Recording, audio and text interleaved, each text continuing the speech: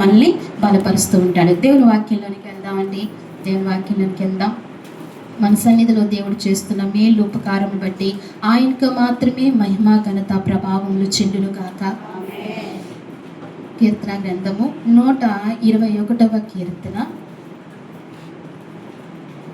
121వ కీర్తన మొదటి అధ్యాయం కానీ చదువుదామా? 2వ వచనం. 121వ కీర్తన. కొండల తట్టున నా కన్నులెత్తుచున్నాను, నాకు సహాయం ఎక్కడి నుండి వచ్చును? యెహోవా వలనే నాకు సహాయము కలుగును. ఆయన భూమి ఆకాశములు సృజించిన వాడు. చాలండి, చిన్న ప్రార్థన చేసుకుందాం. పరిశుద్ధుడా నీ కొందరు స్తోత్రములు ప్రభువా. జీవము కలిగిన దేవా, జీవాధిపతి, సర్వోన్నతుడా నీకు స్తోత్రాలు. వాక్యమైన దేవానికి స్తోత్రాలు ప్రభువా. ఆత్మదేవానికి స్తోత్రాలు ప్రభువా. ఈ మధ్యాహ్నకాల సమయంలో నిన్ను ఆరాధించడానికి, నిన్ను సేవించడానికి ఈ స్థలంలో మమ్మల్ని సమకూర్చినందుకు మీకు వందనములు, స్తోత్రములు చెల్లించుకుంటున్నాం. ఇంతవరకు అన్ని విషయాల్లో మీరు తోడుగా ఉన్నారు అయా. సాక్ష్యముల ద్వారా నువ్వు ఎంతగానో మహిమ పొందుకున్నావు తండ్రి, నీకు స్తోత్రాలు. చదవబడి నీ వాక్యాన్ని విరిచి మాకు కొట్టించండి. మీరు నాతో మాతో మాట్లాడండి. నువ్వు మాట్లాడితే మాకు క్షేమము, మీరు మాట్లాడితే మేము బ్రతుకుతాము. మీరు మాట్లాడితే మాకు నైనా ప్రభ నెమ్మది ప్రభ. మీరే మాట్లాడండి, మనిషిని మరుగు చేయండి స్వామి. నన్ను సులువు చాటున మరుగుపరచుకోండి. కొలతలేని ఆత్మతో మీరు నింపండి ప్రభ. ముఖ్యంగా నేను జ్ఞానహీనురాల్ని ప్రభ, బుద్ధిహీనురాల్ని ప్రభ, అయోగ్యరాల్ని ప్రభా. నాయన నీ ప్రసన్నత మీరు దయచేసి నీ ఆత్మతో నన్ను ఆవరించి నన్ను బలపరిచి తండ్రి, నాతో మాతో అందరితో కూడా మాట్లాడి నీ కృప మాకు దయచేయమని నా నీ వాక్యమును నీ చేతులకు అప్పగించుకుంటుండగా అయా మమ్మల్ని అందరినీ, మా మనస్సులను ప్రభా, మా ఆలోచనలన్నీ కూడా నీ స్వాధీనంలోనికి తీసుకుని ఏకాత్మ ఏక మనసుతో ప్రభా నిన్ను కూర్చి నాయన వినే కృప మాకు దయచేయమని స్తుతించి ప్రార్థించి నా రక్షకుడైన యేసుక్రీస్తు వారి నామంలో అడిగి వేడుకుంటున్నాం తండ్రి. పరిశుద్ధాత్మ దేవుడి వాక్యం చదవబడింది. మరి కొండల తట్టున నా కన్నులెత్తుచున్నాను, నాకు సహాయం ఎక్కడి నుండి వచ్చును? యెహోవా వలనే నాకు సహాయము కలుగును. ఆయన భూమి ఆకాశంలో సృజించిన వాడని వాక్యం సెలవిస్తుంది. ఈ వాక్యము ఎవరు రాశారండి? ఎవరు అనుభవపూర్వకంగా మాట్లాడుతున్నారు? ఇది దావీదే మాట్లాడుతున్నారు. ఆయన అనుభవపూర్వకంగా ఈ మాట మాట్లాడుతున్నారు.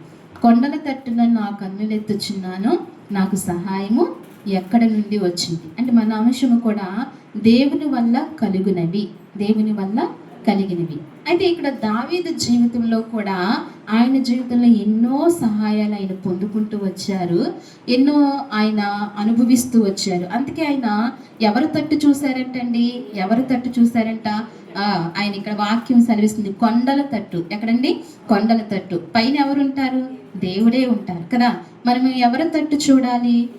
ఏ సహాయం కావాలన్నా మనం దేవుని తట్టు చూడాలి, పైకి ఎగరాలి, మనము పైన చూడాలి. అందుకే దావీదు అంటున్నాడు, కొండల తట్టు నాకు కన్నులెత్తుచున్నాను, నాకు సహాయం ఎక్కడి నుండి వచ్చును? ఆయన ప్రశ్న మార్క్ తీసుకుంటున్నాడు. ఎక్కడి నుండి వచ్చింది? ఆయన సహాయం ఎక్కడి నుండి వచ్చింది? అసలు ఏ దిక్కున ఆయనకు సహాయం కలగలేదు, ఎవరూ సహాయపడలేదు. ఈవెన్ తండ్రి కూడా ఆయనకు సహాయపడలేదు, ఎప్పుడూ కూడా సహాయపడలేదు. దావీదుకు ఏ అవసరం వచ్చినా తన బంధువుల ద్వారా కానీ తన కుటుంబం ద్వారా కానీ ఏ సహాయాన్ని తను పొందుకోలేదండి. ఎందుకంటే మందనీచి కాయమని వెళ్ళిపోయినప్పుడు కూడా ఆ మందను కాచిన వాడు ఎవరు? దావీదే. మందను కాచేవాడు దావీదే. కాచాడు మందను, చక్కగా కాశాడు, క్షేమంగా కాశాడు. అయితే ఆ మందను కాస్తున్నప్పుడు వేరే అన్నదమ్ములు కూడా వెళ్ళి ఉండలేదు. వాక్యం ఎక్కడా కనపడట్లేదు, వేరే ఎవరు కూడా వెళ్ళి ఉండలేదు. దావీదు ఒక్కడే ఏం చేశారండి? మందను కాయటానికి వెళ్ళాడు. అయితే ఇలా ఆ మందను మృగాల నుంచి కూడా తప్పించుకుంటూ వచ్చాడు. ఎన్నో కష్టాలను అనుభవించి ఆ కష్టాల నుంచి కూడా విముక్తి పొందుకుంటూ వచ్చాడు. అయితే యెహోవా వలనే నాకు సహాయము కలుగును. ఎవరి వల్లంట? యెహోవా వలనే నాకు సహాయం కలుగునని దావీదు చెప్తున్నాడు. ఆయన వల్లే మనకు సహాయం వస్తుంది.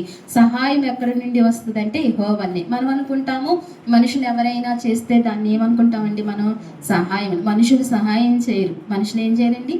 ఎవరు సహాయం చేయరు. అయితే అవసరమైతే 4 మాటలు అంటారు, అవసరమైతే తిడతారు, ఇంకా ఆయన శృతి మించితే కొడతారు, ఏదైనా చేస్తారు. కానీ ఏం చేయరంటండి, సహాయం చేయరు. సహాయం చేసే స్వభావం ఉండదు. అయితే దేవుడు ఎవరినైనా ప్రేరేపించి దేవుడు వాళ్ళకి అవకాశం ఇచ్చి వారి చేత ఏం చేయిస్తాడండి, సహాయం చేస్తాడు. స్వయంగా దేవుడే వచ్చి మనకు చేయడు. అలా మనుషుల ద్వారా కూడా దేవుడు వచ్చి సహాయం చేపిస్తాడు, అనేకులను ప్రేరేపించి సహాయం చేపిస్తాడు. అయితే దావీదు ఎన్నో యుద్ధ సమస్యలలో అనేకమైన ప్రమాద పరిస్థితుల్లో దావీదుకు కావాల్సి వచ్చినప్పుడు ఎప్పుడూ కూడా దేవాతి దేవుని, ఆయన రాజ్యంలో ఉన్నప్పుడు కూడా ఎవరి వెనుక చూశాడండి, దేవుడి వెనకే చూశాడు. అడవిలో ఉన్నప్పుడు కూడా ఎవరి వెనక చూశాడండి, గృహంలో ఉన్నప్పుడు కూడా ఎవరెంక చూశాడండి, ఎప్పుడైనా సరే ఎవరెంక చూశాడైనా దేవుని వెనకే చూశాడు. మనం కూడా అది నేర్చుకోవాలి. అయితే మనం ఏం చేస్తూ ఉంటామంటే కొన్ని సమయాల్లోనే దేవుని వెనక చూడగలుగుతాం. ఎప్పుడంటే మనుషుల వల్ల కానప్పుడే ఏం చేస్తామండి, దేవుడి వెనక చూస్తాం. మొదట్లో ఎవరెంక చూస్తామండి, మనుషుల వెనక చూస్తాం. కానీ దావీదు ఎప్పుడూ కూడా తన మనుషుల వైపు చూసినట్లుగా, తన బలాంగం వైపు చూసినట్లుగా వాక్యం ఎక్కడా సెలవించట్లేదు. ఎప్పుడు కూడా దేవుడి వైపే చూస్తూ వచ్చాడు. సింహాసనం మీద కూర్చున్నప్పుడు కూడా ఎక్కడ చూశాడండి, దేవుని వైపు చూస్తూనే వచ్చాడు. గృహంలో చిక్కుపడిపోయినప్పుడు కూడా దేవుని వైపు చూస్తూ వచ్చాడు. అడవుల్లో ఉన్నప్పుడు కూడా ఆ పశువులు కాస్తున్నప్పుడు కూడా ఎవరి వైపు చూస్తూ వచ్చాడండి, ఎట్టి పరిస్థితుల్లోనూ కూడా మనం ఎవరి వైపు చూస్తూ రావాలి, దేవుడి వైపు చూస్తూ రావాలి. అప్పుడు దేవుని వల్ల కలిగే అనేకమైన అద్భుతాలు మనం పొందుకుంటూ ఉంటాం. దేవుని వల్ల అనేకమైన మేలు మనం పొందుకుంటూ ఉంటాం. అలాగే మొదటి దినవృత్తాంతాల గ్రంథంలో ఒకసారి చూడండి. మొదటి దినవృత్తాంతాల గ్రంథము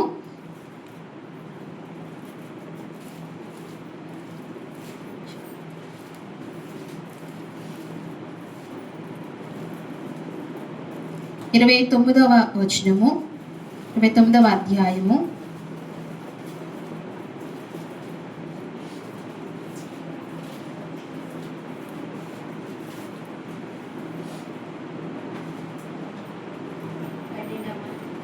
12వ వచనం.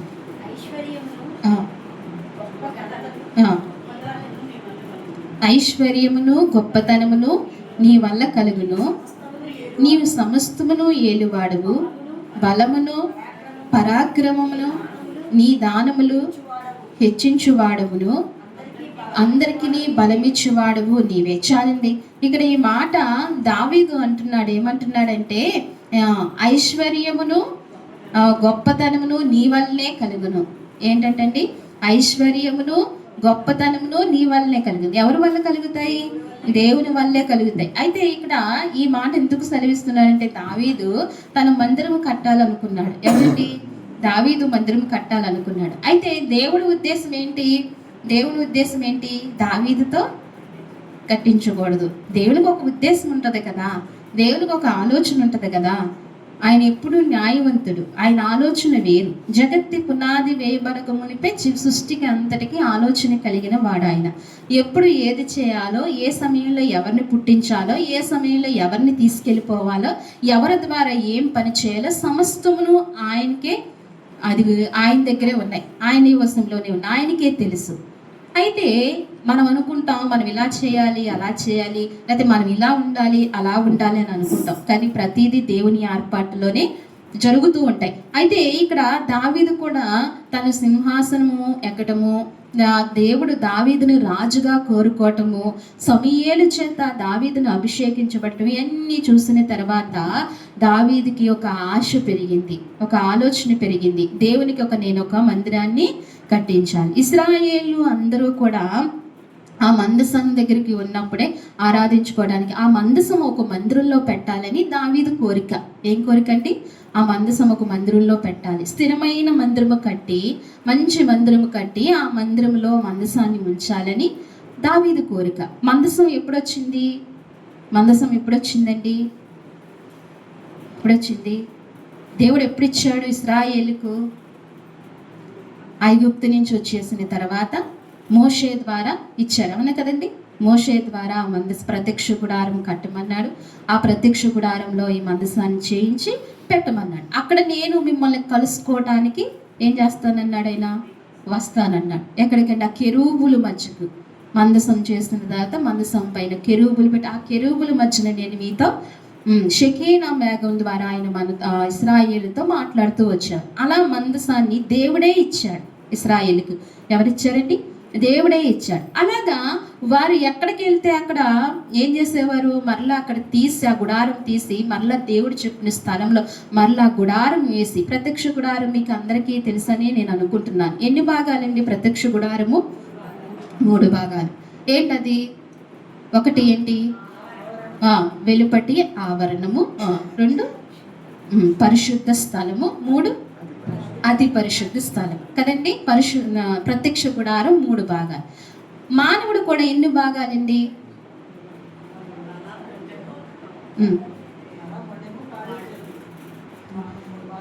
ప్రాణం, ఆత్మ, శరీరం కదండి. ఈ 3. అవును, సైన్స్ ప్రకారం ఇది. కానీ అయితే శరీరము, ప్రాణము, ఆత్మ 3 భాగాలు కదండి.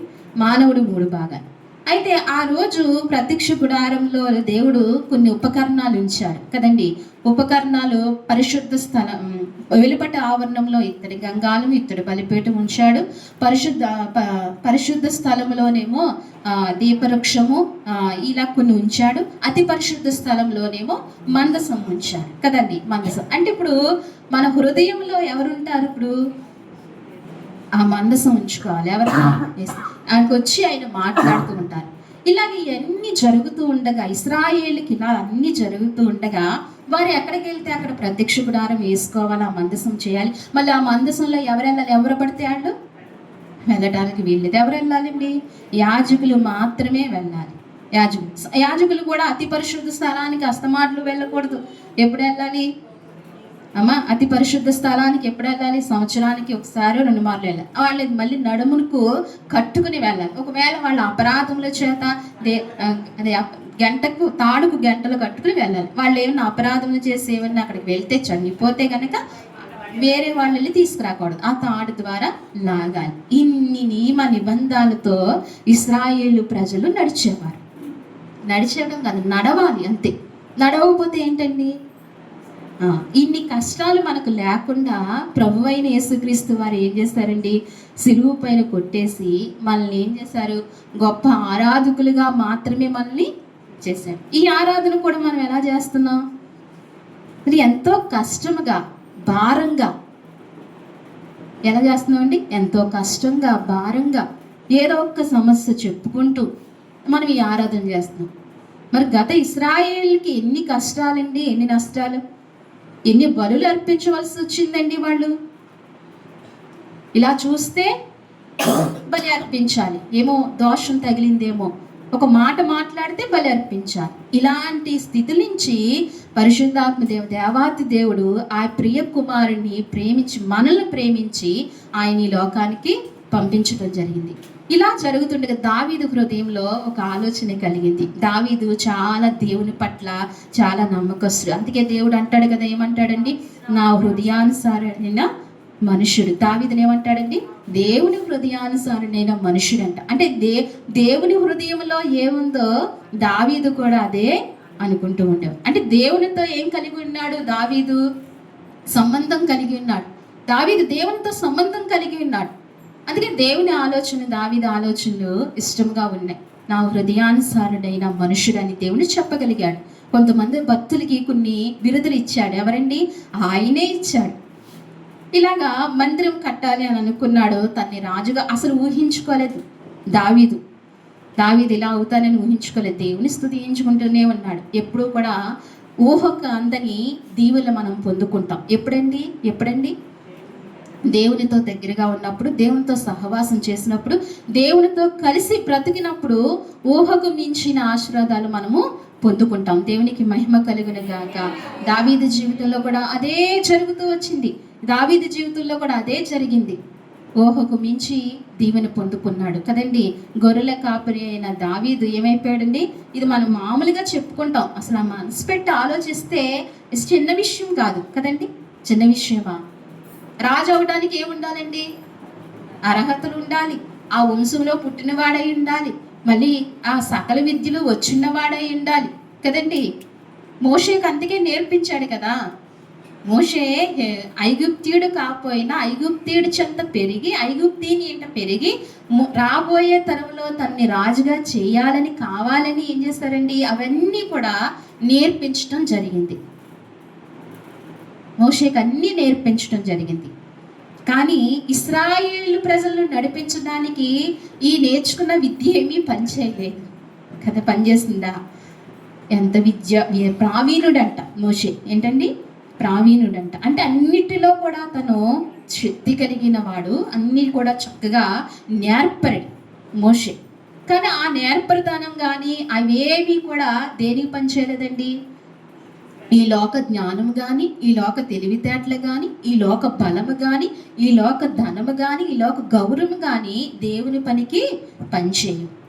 ఖచ్చితంగా చెప్పచ్చు, దేవుని పనికి పనిచేయు. దేవుని ఎవరినైతే ఇచ్చేసుకుంటాడో, ఎవరి హృదయం అయితే ఆయన ఎరిగి ఉంటాడో, ఎవరి హృదయం అయితే ఆయనతో కలిసి ఉంటుందో వారికి ఏది ఉన్నా లేకపోయినా, ఏ అర్హత ఉన్నా లేకపోయినా దేవుడు ఏం చేస్తాడండి, వారిని వాడుకుంటాడు. అందుకే మోషే సకల విద్యలు ప్రావీణ్యం కలిగిన వాడు. దావీదుకి ఏమైనా నేర్పించాడా అండి? దావీదు చిన్నతనం నుంచి చూసింది మనం ఏంటండి, గొర్రెలు కాయటం తప్ప ఇంకేమీ లేదు. మధ్య మధ్యలో అన్నలకి బాక్సులు పట్టుకెళ్ళటం, ఇవే దావీదు. కానీ దావీదు చూసిందల్లా పట్టుకోవడంలో దావీదు. కానీ దావీదుకి దేవుడే నేర్పించాడు. ఏం చేశాడండి? దావీదుకు ప్రతిదీ దేవుడే నేర్పించాడు. యుద్ధము నేర్పించింది ఎవరంట? దావీదుకండి దేవుడే.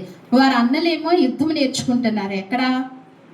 రాజు దగ్గర యుద్ధం నేర్చుకుంటున్నాడు. రాజు యుద్ధం నేర్పిస్తున్నాడు, సైనికుడిగా మారుస్తున్నారు. అయితే తనకి ఎప్పుడు యుద్ధము చూడటం కూడా ఎరుగడు. ఎవరండి? దావీదు. ఒకసారి వెళ్తాడు కదా, గొల్లియాతు విషయంలో వెళ్తున్నప్పుడు నువ్వు ఎందుకు వచ్చావు అని అన్నలు తిడుతూ ఉంటారు. అంటే నువ్వు చిన్నపిల్లోడివి ఇక్కడికి ఎందుకు వచ్చావు అని తిడుతూ ఉంటారు. అంటే ఎప్పుడు కూడా యుద్ధం. అప్పుడు అంటాడు దావీదు, ఏమంటాడు? నాకు చూడాలని కోరికగా ఉంది, నాకు చూడాలని ఆశగా ఉంది, అయితే ఏం జరుగుతుందో చూస్తాను, ఒకసారి అన్న తప్పుకో అని వాళ్ళ అన్నను బ్రతిమానుకుంటాడు. అంటే ఇప్పుడు చూడలేదు మాట యుద్ధాలు. అయినా యుద్ధము చూడని దావీదుకు యుద్ధం నేర్పిన వాడు ఎవరండి? దేవుడే.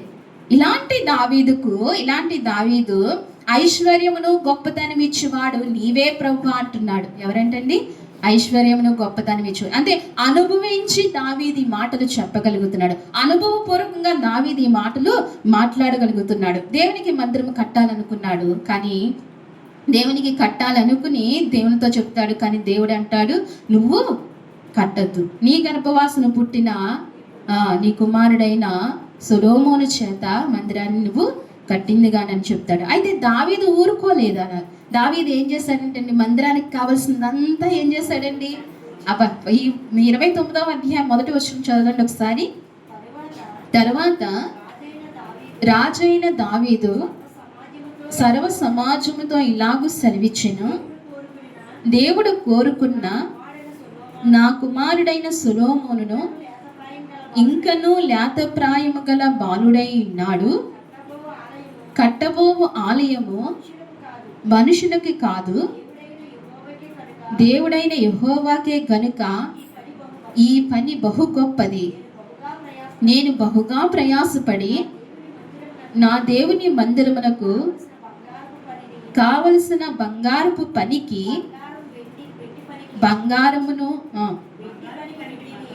బంగారు పనికి బంగారమును, వెండి పనికి వెండిని, ఇత్తడి పనికి ఇత్తడిని, ఇనుమ పనికి ఇనుమను, కర్రను, గోమేదకాపు రాళ్ళను,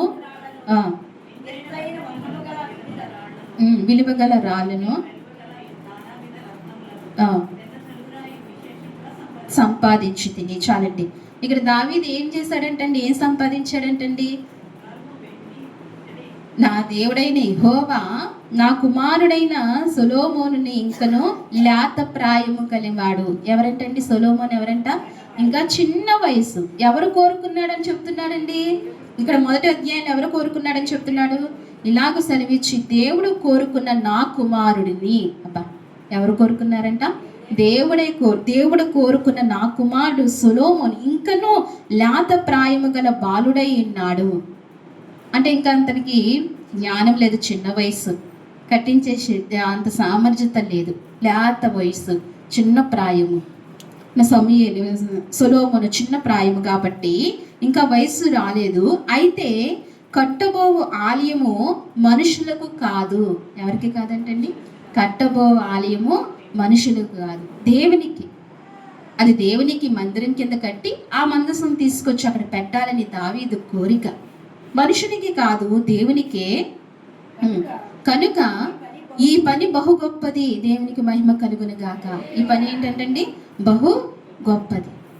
ఇప్పుడు ఒక మందిరం కట్టడం బహు గొప్పది, అలాగే ఒక ఆత్మ కట్టడం కూడా, ఒక మనిషిని బ్రతికించడం కూడా ఏంటండి? గొప్ప పని, గొప్ప పని.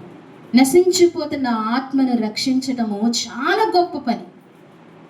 ఈ బాధ్యత ఆనాడు సొలొమోను మీదే పెట్టాడు. ఎవరండి? దేవుడు ఎవరి మీద పెట్టాడు? సొలొమోను. నూతన నిబంధనలు ఎవరి మీద పెడుతున్నాడు? ఎవరి మీద పెడుతున్నాడండి?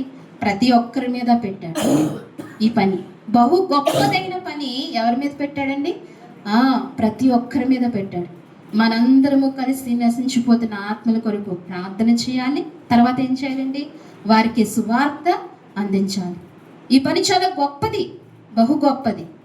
సొలొమోనుని దేవుడు ఎన్నుకున్నాడు, ఆయన ద్వారా కట్టించాలనుకుంటున్నాడు. నూతన నిబంధన వచ్చేటికి మనందరినీ కూడా మందిరం కట్టడానికి ఆయన ఇష్టపడుతున్నాడు. అయితే బహు గొప్పది అని చెప్పి నేను బహుగా ప్రయాసపడి నా దేవుని మందిరమునకు కావలసిన బంగారపు పనికి బంగారమును, నా దేవుని మందిర పనికి కావలసిన బంగారు పనికి బంగారమును.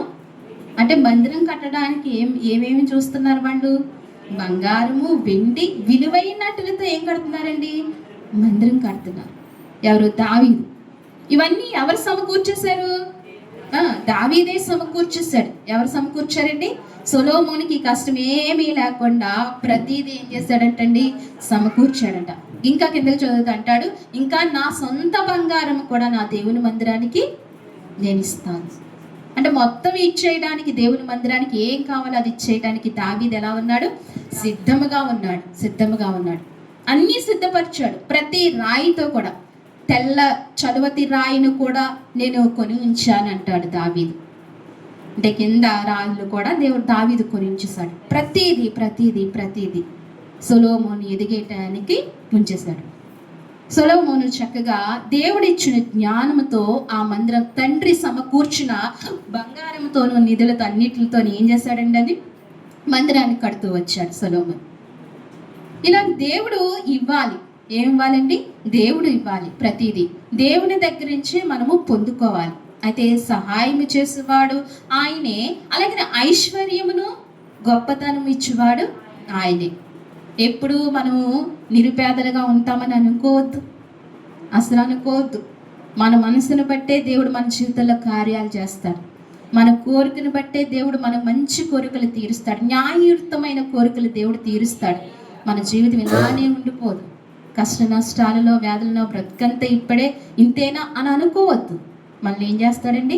పెంట కుప్పల మీద నుంచి లేవనెత్తే గొప్ప దేవుడు.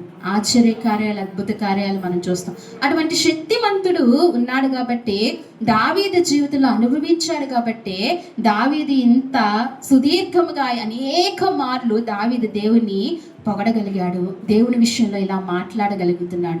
నాకు సహాయం ఎక్కడి నుంచి వస్తుంది? యెహోవా వలనే నాకు సహాయం కలిగింది. ఒకసారి నేను మీకు చెప్పుంటాను ఈ విషయము. చిన్నతనంలో నేను స్కూల్కి వెళ్ళేటప్పుడు ఈ అధ్యాయం బట్టికి ప్రతిరోజు చదవకుండా నేను వెళ్ళేదాన్ని కాదు. ఎందుకని? ఈ వాక్యం అంటే నాకు ఎంత ఇష్టమో. ఎందుకో ఆ టైంలో, చిన్నతనంలో ఆ వాక్యం చాలా బాగా చదువుకుని ప్రతిరోజు చదువుకుని వెళ్ళేదాన్ని. ఎందుకంటే నీవే సహాయం చేయాలి ప్రభువా, టీచర్లు కొట్టకుండా నువ్వు సహాయం చేయి ప్రభువా, నాకు సహాయం చేయి, నన్ను ఏమీ అడగకుండా నాకు సహాయం చేయి. అలా చదువుకుని ప్రార్థన చేసుకుని వెళ్ళటంతో నన్ను ఎవ్వరూ ఏమనేవారు కాదు. ఏ టీచరు నన్ను ఏమనేవారు కాదు. ఒక దెబ్బ కూడా పడకుండా నేను వచ్చాను. అందుకే చదువు రాలేదేమో. అయితే దేవుడు మట్టికి నా విశ్వాసాన్ని బట్టి దేవుడు ఏం చేశాడండి? సహాయం చేశాడు. ఎవరికి విశ్వాస ప్రాయం ఉంటుందో ఆ ప్రాయాన్ని బట్టి దేవుడు సహాయం చేస్తాడు.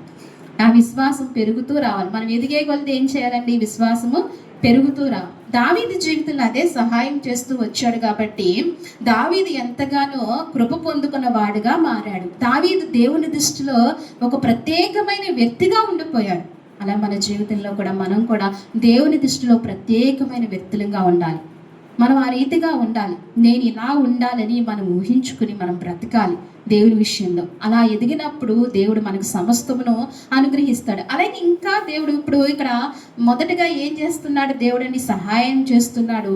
తర్వాత రెండో మాటగా ఐశ్వర్యమును గొప్పతనాన్ని దేవుడు ఏం చేస్తున్నాడండి, ఇస్తున్నాడు. అలాగే మూడవ మాటగా నూతన నిబంధనలకు వచ్చినట్టుగా రోమీయులు రాసిన పత్రిక, నేను త్వరితంగా ముగిస్తాను. రోమీయులు రాసిన పత్రిక 13వ అధ్యాయము 1వ వచనం చూడండి.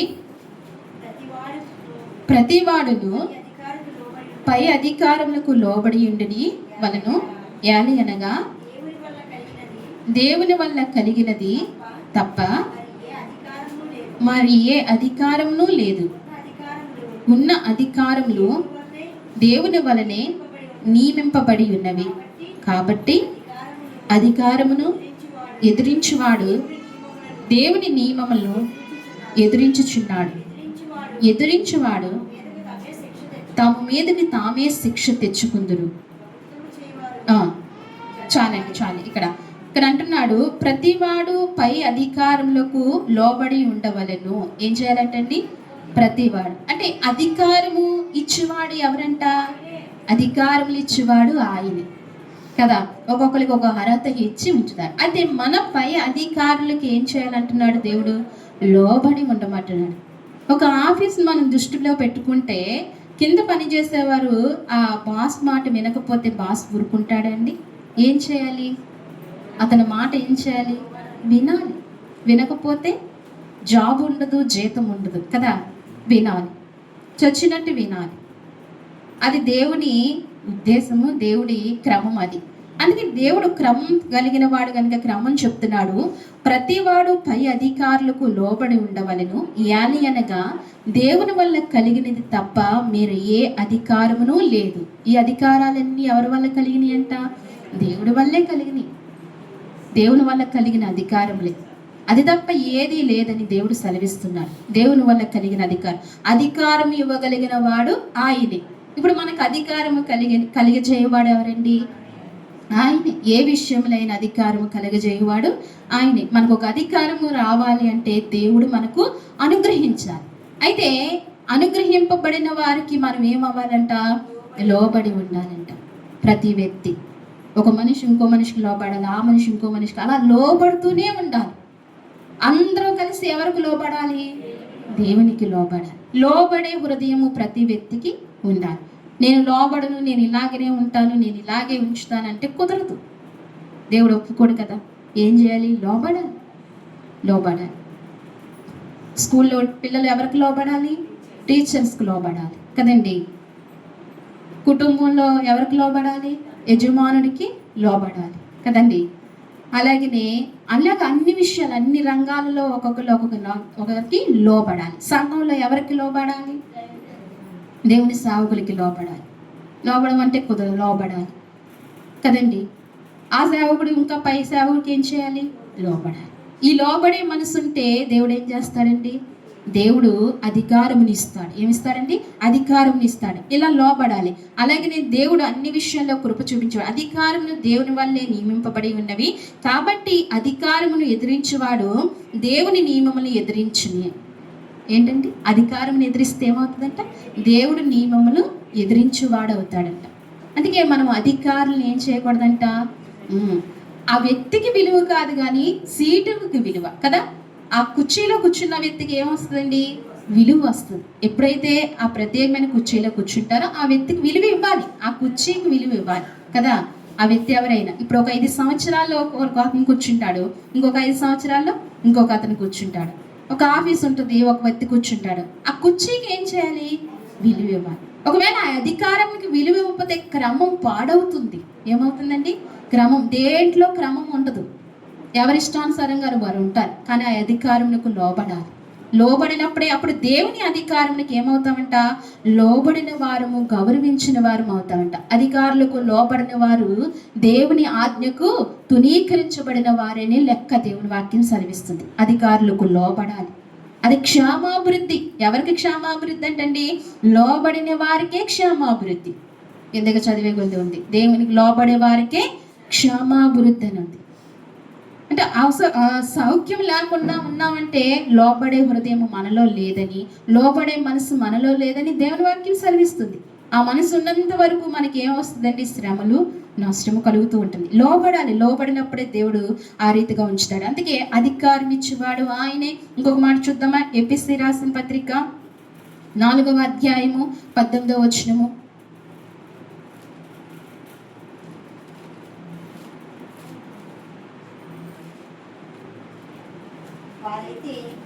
మా 4:18 వారైతే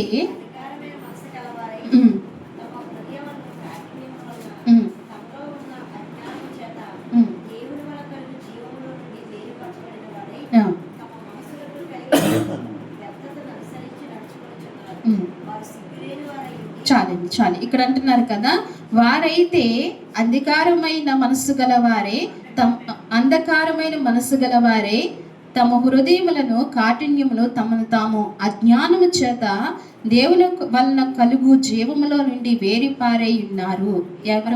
ఎవరంటండి? వేరు పారై ఉన్నారంట. దేవుని వల్ల కలిగే జీవములో నుండి ఏమవుతున్నారంట? వేరు. ఇప్పుడు జీవం ఇచ్చేవాడు ఎవరు? జీవం ఇచ్చేవాడు ఎవరండి? దేవుడే. దాని నుండి ఏమవ్వకూడదంట? వేరు అవ్వకూడదంట. మొదటిగా మనం ఒక మాట చూస్తున్నాం, సహాయం చేయవాడు ఎవరండి? దేవుడే. తర్వాత రెండో మాటగా ఐశ్వర్యమును ఘనతను గొప్పతనం ఇచ్చేవాడు ఆయనే. మూడవదిగా అధికారం ఇచ్చేవాడు ఆయనే. నాలుగవదిగా బలం ఇచ్చేవాడు ఆయన. అలాగే ఇప్పుడు జీవం ఇచ్చేవాడు ఎవరంటండి? ఆయనలో నుండి వేరవుతే కనుక ఏముండదంట? జీవం ఉండదు. ఆయన ఏమవ్వాలి? అంటు కట్టబడాలి. ఆయనలో ఉన్నప్పుడే ఏమవుతుంది? జీవం ఉంటుంది. ఇప్పుడు చెట్టు ఉంది, ఆ చెట్టు పెరుగుతుంది. ఒక కొమ్మ ఇరిచి పక్కన పెడితే అది ఒక గంటకి జీవంతో ఉంటుందా అండి? ఎలా ఉంటుంది? ఎండిపోతుంది కదా. ఆ చెట్టుకి ఉన్నప్పుడే ఆ కొమ్మ ఏముంటుంది? జీవముతో ఉంటుంది. ఎప్పుడైతే యేసు క్రీస్తు ప్రభువుతో మనం ఉంటామో అప్పుడే మనకి ఏముంటుందండి? జీవం ఉంటుంది. జీవం ఇచ్చేవాడు ఆయనే, సహాయం చేయవాడు ఆయనే. సహాయం మనకు పలు విధాలుగా, పలు సమయాల్లో, పలు రోజులు, అన్ని విషయాల్లో మనకి ఏం కావాలి? సహాయం కావాలి. అలాగే దేని స్థితిలోంచి ఉన్నత స్థితిలోకి, సంపన్న స్థితిలోకి రావాలంటే ఐశ్వర్యమును ఘనత ఇచ్చేవాడు ఎవరండి? ఆయనే. అలాగే మనకు అధికారం లేకుండా, గుర్తింపు లేకుండా ఉన్న వారి జీవితంలో అధికారం ఇచ్చేవాడు ఎవరండి? ఆయనే. దావీదు అధికారం కలిగిన వ్యక్తి అండి. ఎక్కడున్నాడు? గుర్తింపు లేని వ్యక్తి. ఎవరికి గుర్తింపు లేదు? ఆలోచిస్తే ఎవరికి గుర్తింపు లేదు? తన తండ్రికే గుర్తింపు లేదు. ఎవరికి గుర్తింపు లేదు? అందరినీ తీసుకొచ్చి పిలిచాడు. ఇంకా ఒకసారి ఇంకా గ్యాప్ ఇస్తాడు. ఇంకా ఎవరైనా ఉన్నారని సమూయేలు బాగా అడిగితే, గుర్తుగుచ్చి అడిగితే కడసారి వాడు ఉన్నాడలేండి అని అన్నాడు. అప్పుడు పిలిచాడు. ఎవరికి గుర్తింపు లేదు? కుటుంబంలో గుర్తింపు లేదు. కానీ అధికారం ఎవరిచ్చారండి? అబ్బా ఆయనే ఇచ్చాడు. ఎంతైనా దేవునికి మహిమ కలుగును గాక. ఎంత గొప్పవాడో చూడండి. ఏమైనా ఇవ్వగలడు, ఏమైనా మన జీవితంలో అయినా చేయగలడు. ఆయన సమర్థుడు. అందుకే బలం ఇచ్చేవాడు ఆయన, అధికారం ఇచ్చేవాడు, జీవం ఇచ్చేవాడు ఆయనే. జీవం. ఇప్పుడు మనం జీవంతో ఉండాలంటే ఆయనే. మనం జీవంతో ఉండాలి. ఇచ్చేవాడు ఆయనే. అందుకే ఆయన ఏం చేయాలి? హృదయపూర్వకంగా ఏం చేయాలంటే ఆయన మనం ఆరాధించాలి, ఆయన్ని సేవించాలి. మరి ఇంకొక మాట కూడా చూద్దాం. ఇంకొక మాట ముగిందాం మరి ఈ సమయంలో. కొలసీ రాసిన పత్రిక మాటలు మనకు అవసరం కాబట్టి ఒక 5 నిమిషాలు లేట్ అయినా భరించి విందాం. కొలసీ రాసిన పత్రిక 2వ అధ్యాయము 19వ వచనము.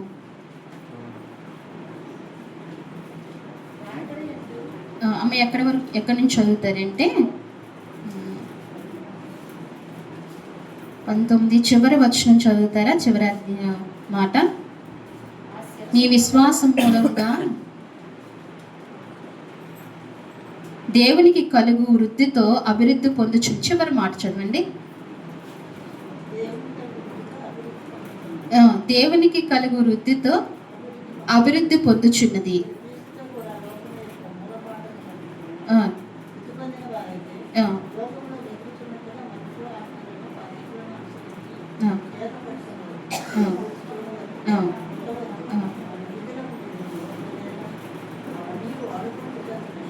చాలండి. ఇక్కడ అంటున్నాడు కదా, ఇక్కడ దేవుని వల్ల కలుగు వృద్ధితో అభివృద్ధి పొందుచున్నది. దేవుని వల్ల కలుగు వృద్ధితో అభివృద్ధి పొందుచున్నది. మనం వృద్ధి పొందాలంటే ఎవరి వల్ల కలగాలంట? దేవుని వల్లే కలగాలి. మనం వృద్ధి పొందాలి. ఏ విషయంలో వృద్ధి పొందాలి? అన్ని విషయాల్లో వృద్ధి పొందాలి. మొదటిగా ఆత్మలో వృద్ధి పొందితే అన్ని విషయంలో కూడా మనం వృద్ధి పొందుతాం. అది కూడా వాక్యమే. అపోస్తలుడైన పౌలు గాయతో చెప్తూ ఉంటాడు కదా, ఓ ప్రియుడా, నువ్వు ఆత్మలో వర్ధిల్లేకెళ్ళి అన్ని విషయంలో సౌఖ్యంగా వర్ధిల్లుతావు. అంటే మనం ఇప్పుడు ఎందులో వర్ధిల్లాలి? ఆత్మలో వర్ధిల్లాలి. దేంట్లో వర్ధిల్లాలమ్మా? ఆత్మలో వర్ధిల్లాలి. ఆత్మలో వర్ధిల్లినప్పుడు అన్ని విషయంలో వర్ధిల్లుతాం. ఇది వృద్ధి చెందాలంటే దేవుడే మనకు ఇవ్వాలి. దేవుని పాదాలు పట్టుకుని అడగాలి, ప్రభువా నన్ను ఆత్మలో వృద్ధి చేయ్యా, నన్ను ఆత్మలో వృద్ధి చేయ్యా, నేను ఆత్మలో వృద్ధి చెందాలి, నేను ఆత్మలో ఫలభరితమైన జీవితం నేను చూడాలి అని ఎవరిని అడగాలి? దేవుని అడగాలి. అందుకే దేవుని వల్ల కలుగు వృద్ధి అభివృద్ధి పొందుచున్నదని దేవుని మాట సెలవిస్తుంది. చివరిగా ఇంకొక మాట, ప్రసంగి గ్రంథము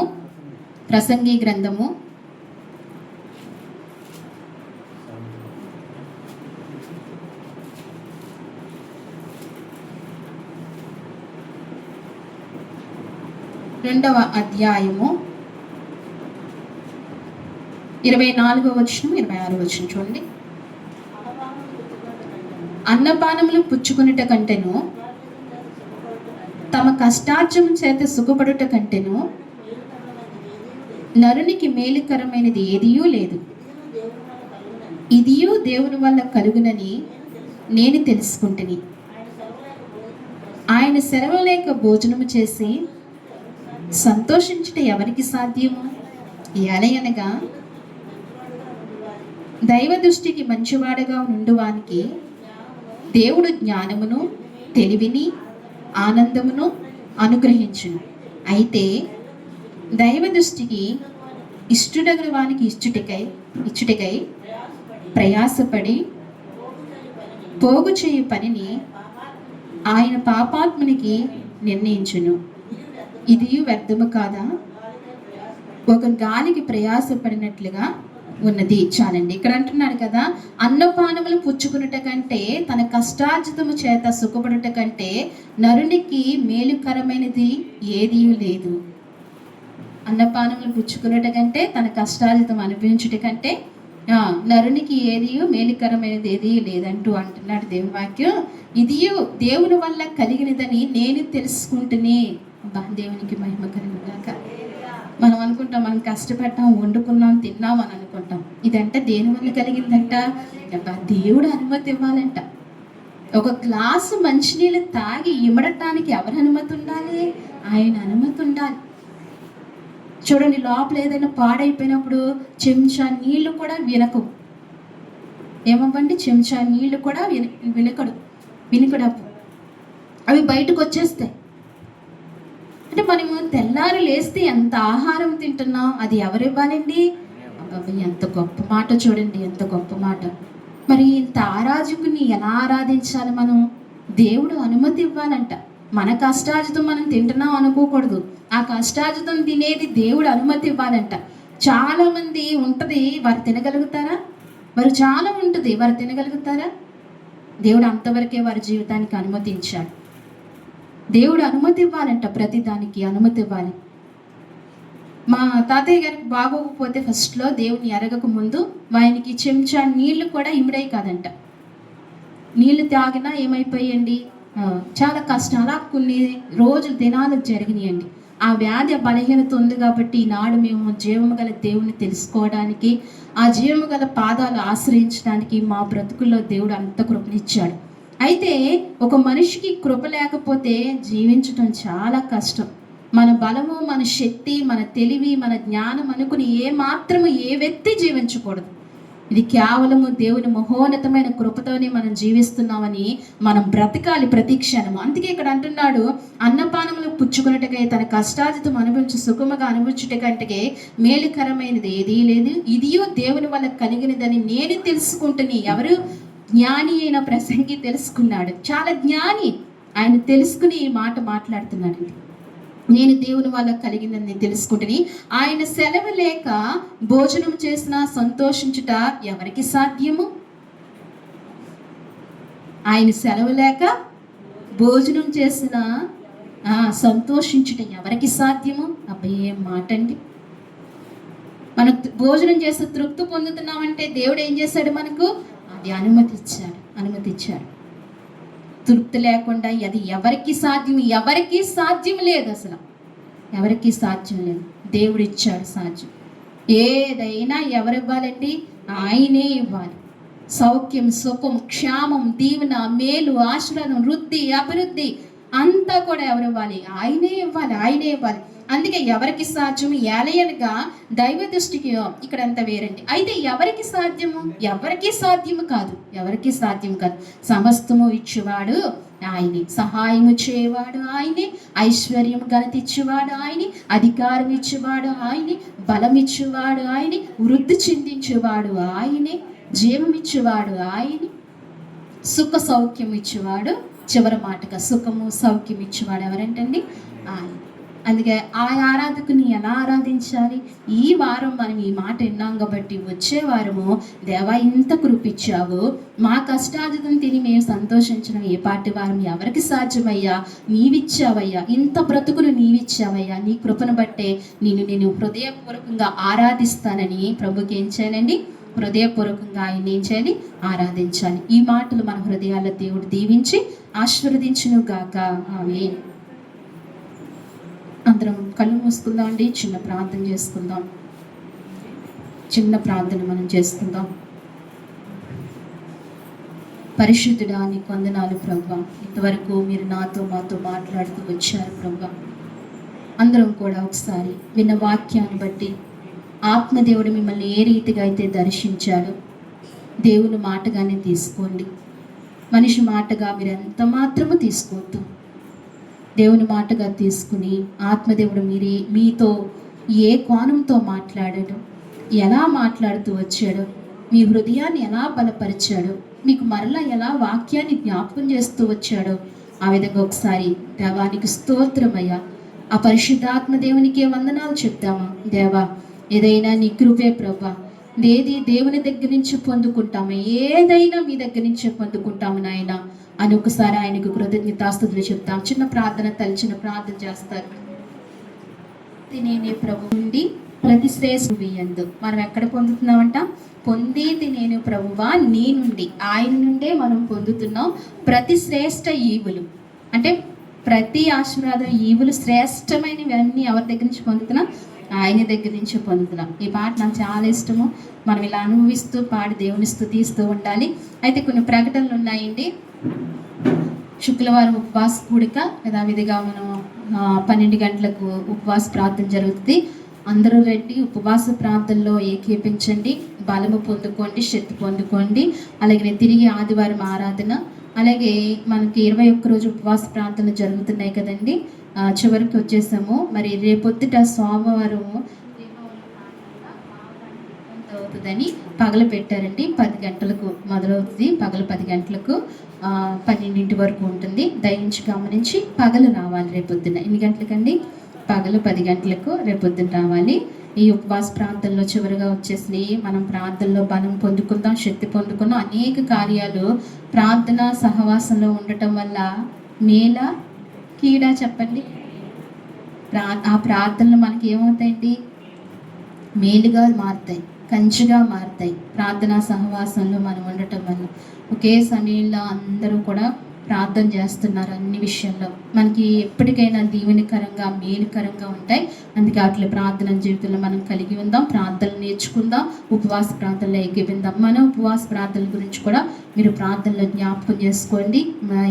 చక్కగా జరిగేటట్టుగా వాతావరణం దేవుడి స్వాధీనంలో ఉండేటట్లుగా ప్రార్థనలో మీరు జ్ఞాపకం చేసుకోండి. మరి బలహీనులందరి కొరకు మీరు ప్రత్యేకంగా ప్రార్థన చేయండి. మన బిడ్డ ఆరికకు దేవుడు మగబిడ్డనిచ్చాడు. తల్లి బిడ్డ ఆరోగ్యంగా ఉండేటట్టుగా, క్షేమంగా తిరిగి మన మంచికి వచ్చేటట్టుగా మీ అనుదిన ప్రార్థనలో జ్ఞాపకం చేసుకోండి. మీరందరూ ప్రార్థించారు ఆ బిడ్డ కొరకు. చక్కటి బిడ్డ దేవుడు అనుగ్రహించాలి.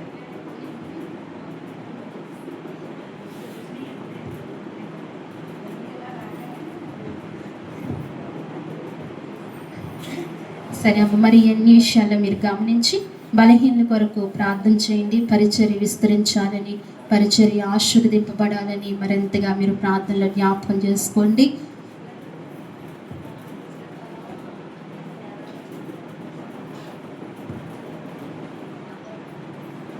గంగు గారు వేపరాల ఆడపడుచు గారి స్థలాన్ని మంచి బేరం వచ్చి అమ్ముడు కావాలని మీరు ప్రార్థనలో జ్ఞాపకం చేసుకోండి. చివరి ప్రార్థన చేసుకుందామండి. మహాపరిశుద్ధుడా, మహాగణుడా, మహోన్నతుడా, మీ ఘనమైన ఉన్నతమైన పరిశుద్ధమైన దివ్యమైన నామానికి వందనాలు, స్తోత్రాలు తండ్రి. ఈ సమయంలో ప్రభువా నాయన నువ్వు మాకు తోడుగా ఉన్నందుకు వందనాలు.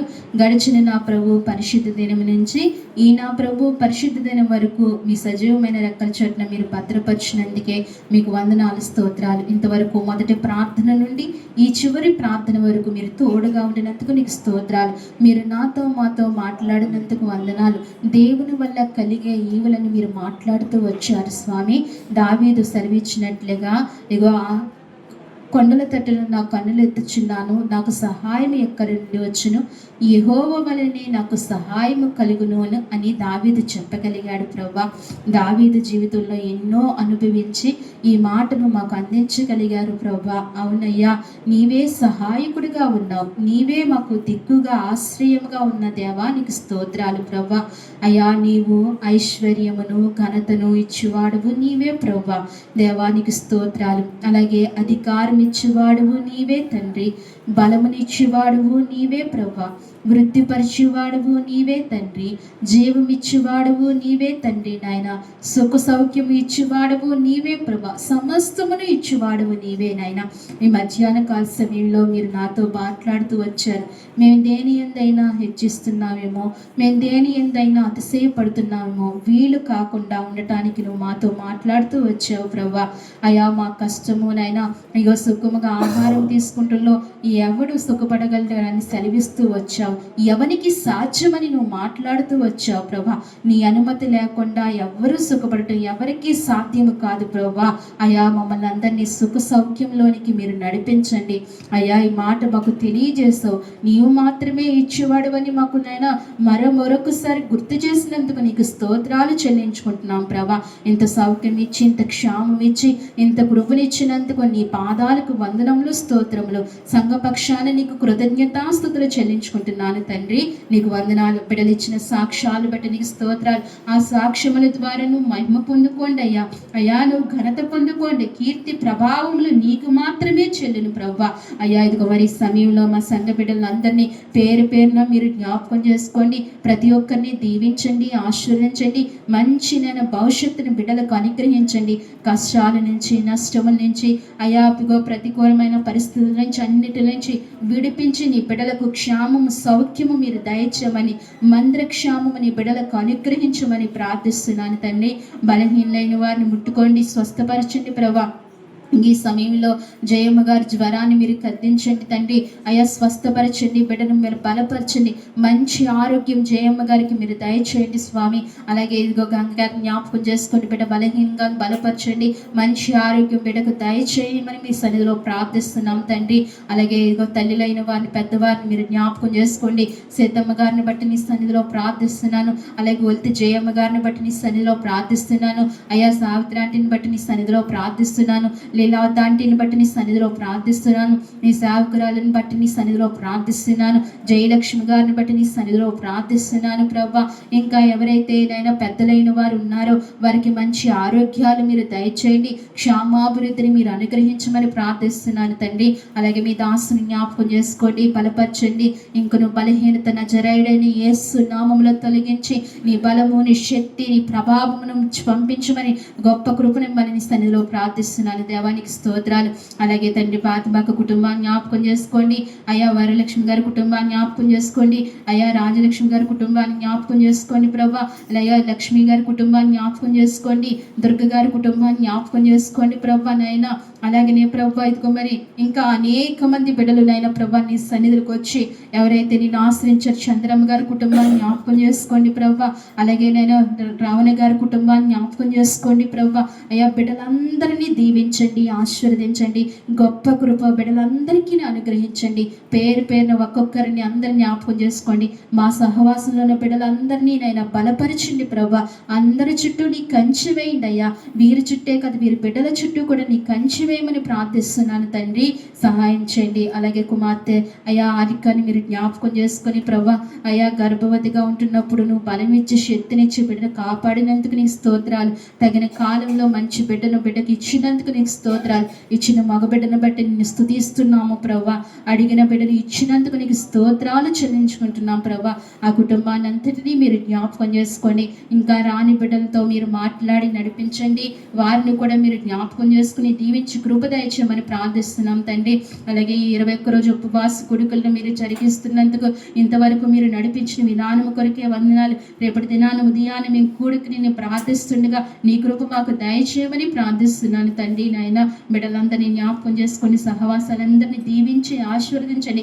మా కొరకు ప్రార్థిస్తున్న ప్రతి బిడ్డను మరి మీరు బలపరచండి అయ్యా, మీరు దీవించండి అయ్యా, నీ కృపను అనుగ్రహించండి. ఈ సహవాసాన్ని దీవించి ఆశీర్వించి ప్రభావితము చేసి బలపరిచి నీ కృపను అనుగ్రహించి నీ బలమైన హస్తము నైనా పరిచర్య మీద ఉంచి కృప దయచేయమని స్తుతించి ప్రార్థించి మా ప్రియరక్షకుడైన యేసుక్రీస్తు అలాగనే ప్రభా గుడంలో జరగబోతున్న ఉపవాస కొడుకులను కూడా దీవించండి ప్రభా.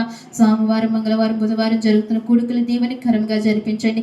ఎక్కడైతే సార్వత్రిక సంఘంలో ఉపవాస కొడుకులు జరుగుతున్నాయో అయా నీ సన్నిధి ఉంచి నడిపించి గొప్ప నూతన ఆత్మలు చేర్చడానికి కృప దయచేయమని స్తుతించి ప్రార్థించి మా ప్రియరక్షకుడైన యేసుక్రీస్తు వారి నామములో అడిగి వేడుకుంటున్నాము తండ్రి.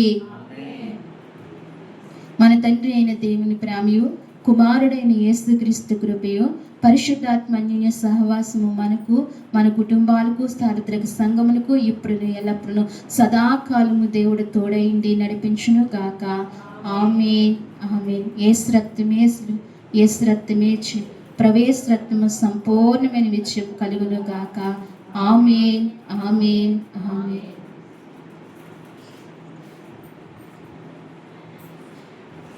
అందరికీ వందనాలండి. మిమ్మల్ని అందరిని దేవుడు దీవించి ఆశీర్వదించును గాక. ఆమేన్. మళ్ళీ గుర్తు చేస్తున్నాను, నేను మరిచాను. మరి గంగారు వియపరాణి గారి స్థలం అమ్మబడినట్లుగా ప్రార్థనలో జ్ఞాపకం చేసుకోండి.